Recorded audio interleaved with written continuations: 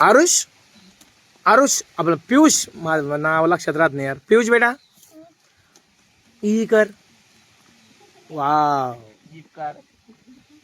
काय अडचण नाही. हा किती क्यूट दिसतोय यार. तू पावडर लावला का आज? पावडर लावलं? तुला गरज नाही यार, पावडरची गरज एका जणाला आहे. बोललो पण ते सध्या आज डिप्रेशन मध्ये बर का. नाही नाही मला माहिती त्याला ताण आलेला आहे. तर तू खाली मान घालतो, तो तोंड पाहायला जाईना मला. हा बेटा पियुष ही वही कोणाची आहे? वाव तुझी हँडरायटिंग बघू बरं कशी आली आज. गौर से देखो इस बच्चे को.